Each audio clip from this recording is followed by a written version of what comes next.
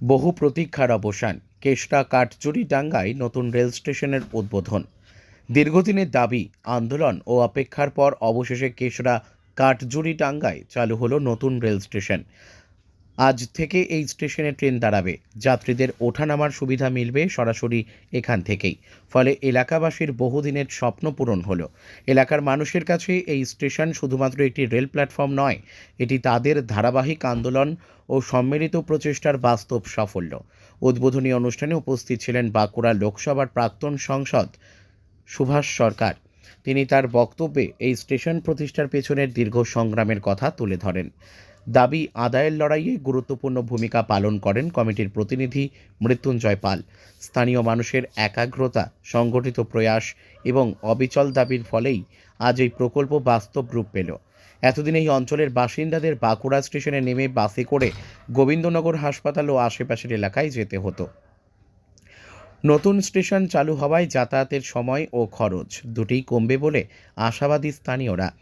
উদ্বোধন উপলক্ষে এলাকায় উৎসবের আবহ তৈরি হয়। দেশাত্মবোধক গান, সাংস্কৃতিক অনুষ্ঠান ও মানুষের উচ্ছ্বাসে মুখর ছিল গোটা প্রাঙ্গণ। উপস্থিত ছিলেন রেল বিভাগের কর্মী, প্রশাসনিক আধিকারিক এবং বহু সাধারণ মানুষ। কেশরা কাঠজুড়িডাঙ্গার এই নতুন রেল স্টেশন শুধু যোগাযোগ ব্যবস্থার উন্নয়ন নয়, এটি এলাকার মানুষের ঐক্যবদ্ধ সংগ্রামের এক উজ্জ্বল নিদর্শন। বাঁকুড়া থেকে সুমন গড়াইয়ের রিপোর্ট, বিগ নিউজ বাংলা। আমি শৈলজা সহ বিলু, আমাদের এই অমৃত সবাই আমরা সকালে কিন্তু মিষ্টি মুখ করিয়ে সেই ট্রেনকে আমরা আদ্রাদিকে অভিমুখে দিয়েছি 5:30টার সময়।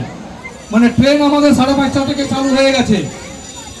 আমাদের অফিস বা স্টেশন উদ্বোধন, এবং আপনারা ইতিমধ্যে সোশ্যাল মিডিয়ার মাধ্যমে জেনেছেন যে আমাদের যে ট্রেনগুলো দিয়েছে সে ট্রেনগুলোর আর আমি নাম বলছি না, আপনারা জানেন।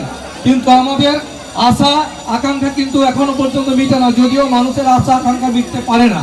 তবুও আমার এলাকা থেকে যে সমস্যাগুলো জানিয়েছিলাম, এখানে রেল দপ্তরের আধিকারিক মশাই রয়েছেন।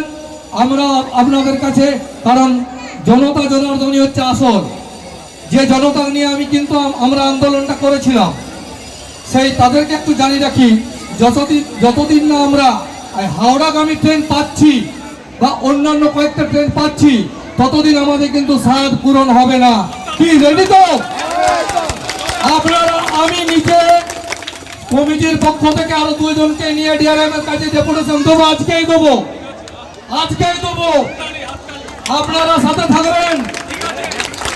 আমরা বারবার বলেছি, এটা কোনো সরকারের বিরুদ্ধে কথা নয়, কারণ আমার আজকের এই অনুষ্ঠান সরকারি অনুষ্ঠান, কিন্তু সরকারের অঙ্গ হিসাবে আমরা সকলেই। গতকাল আমাদের ওসি স্যার বলছিলেন একটা বিষয়, আপনাদের কাছে একটু জানিয়ে দিই।